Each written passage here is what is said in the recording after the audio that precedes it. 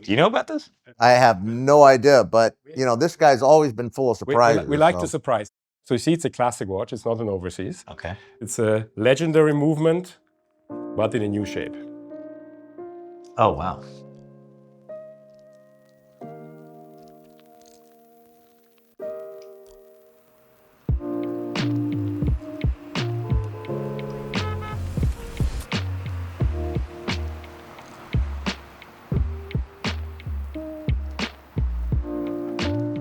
This is a special treat for me because we have kind of an unreasonable amount of Vacherons on the table right now. I mean, really like a special amount of Vacherons here. And we have two special people from the Vacheron community. My good friend, Alex Schmid, he's the president of Vacheron North America. And then we also have a legendary Vacheron collector, Edward C. Tonkin. Eddie, how are you today? I'm great, Ben. How are you?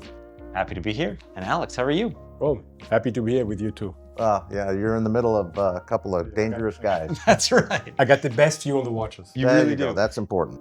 This is probably one of the most impressive collections of Vacherons I've seen outside of HQ or maybe a boutique. But I want to start today with going back quite a bit, over 100 years, to the James Ward Packard repeating chronograph. So James Ward Packard, obviously a Packard automobile, is a great American collector. Alex, tell us a little bit about the James Ward Packard connection to Vacheron and his watches in particular. It's really about the traditional innovation, if you want. And for Vacheron, it's been always the two sides of the same coin. The tradition of today, and when we look at the Packard, it was something today very traditional in terms of finishing, in terms of complications, if you want. At the time, it was cutthroat innovation. For us, the story is the tradition of today has been driven by the innovation of the past, or the innovation of the past becomes tradition today. Vacheron is here today is because we have been able to reinvent ourselves over 270 years, not only doing the things how they were done in the past, but really reinvent yourself by staying close to the roots. And that's why a watch like the Packard, I think today is driving force of innovation from the pieces that we're bringing out today.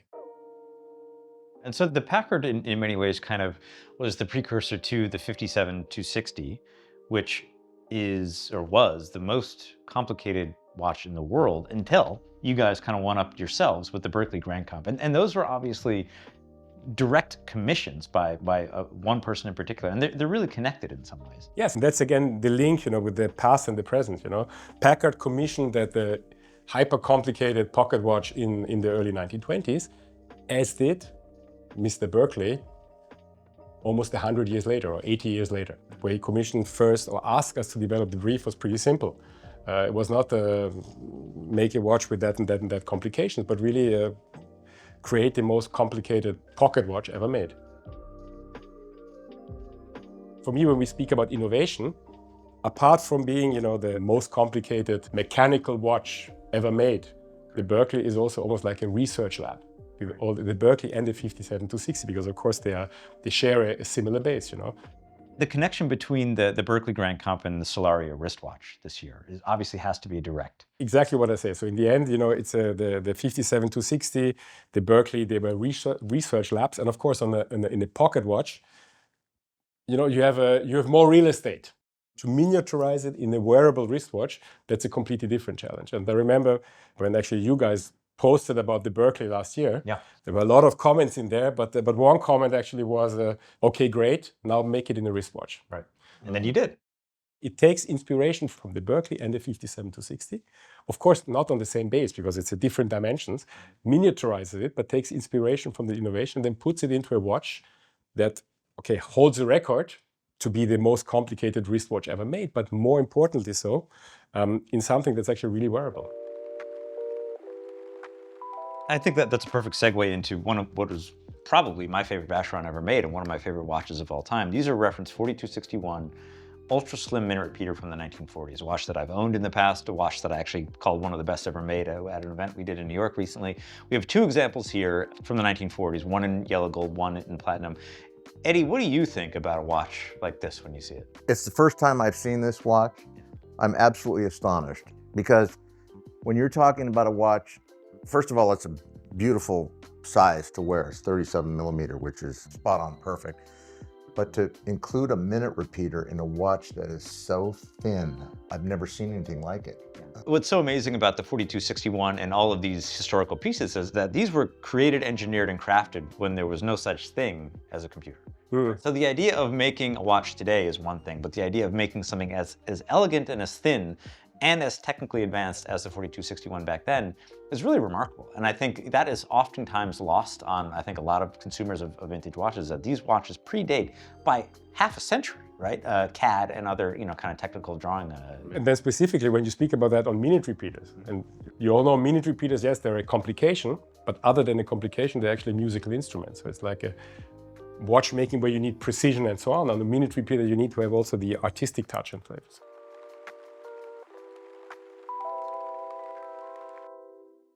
In 1928, we had the King Faoud of Egypt pocket watch, which really, I think, is one of the great archetypes of technical watchmaking with artistic watchmaking.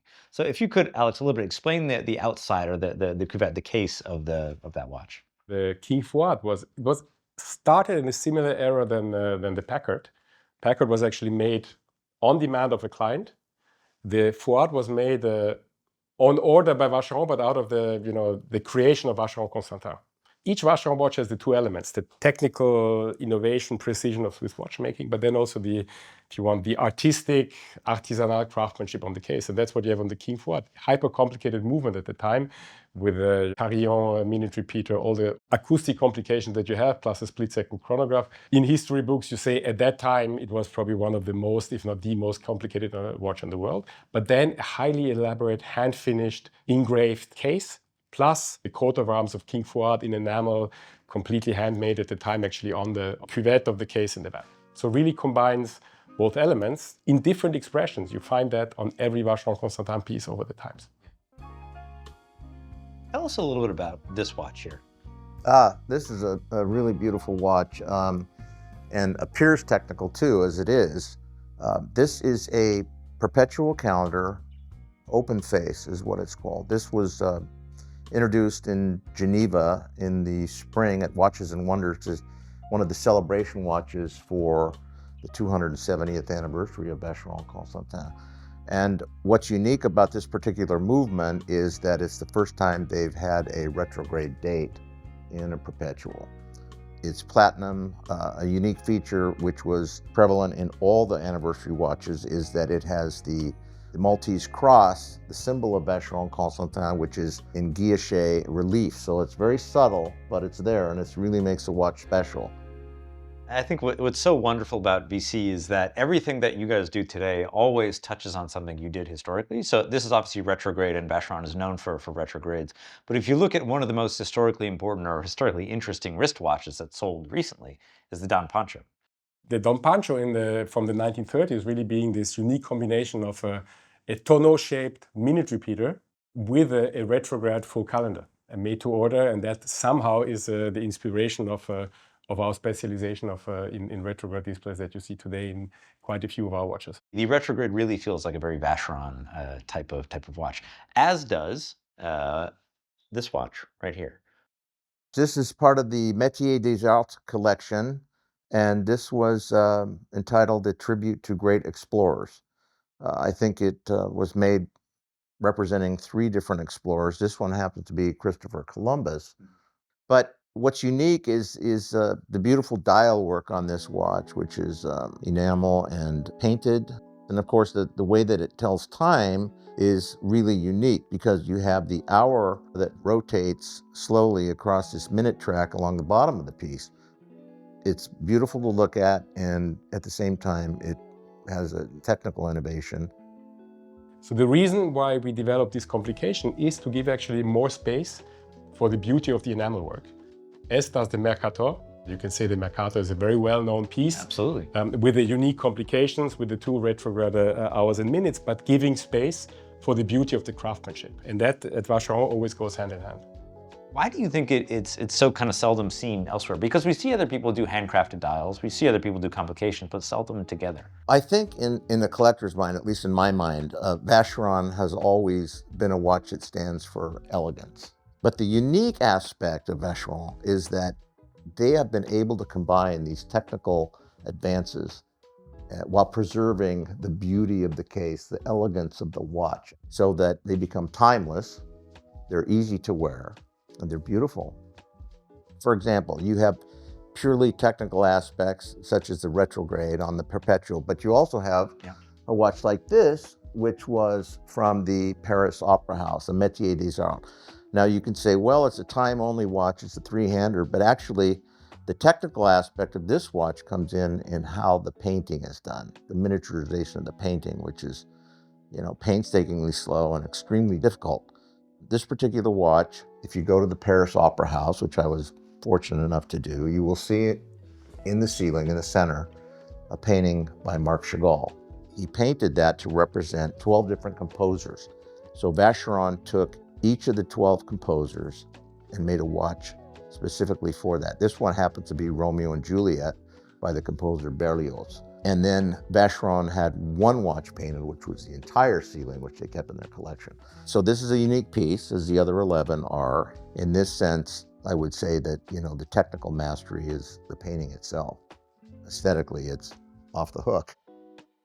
Alex, what is this? I don't know that I've seen this watch before. That's an example of what I mentioned before. We develop complications, yes, to show that we can innovate technically, but also in the service of aesthetics.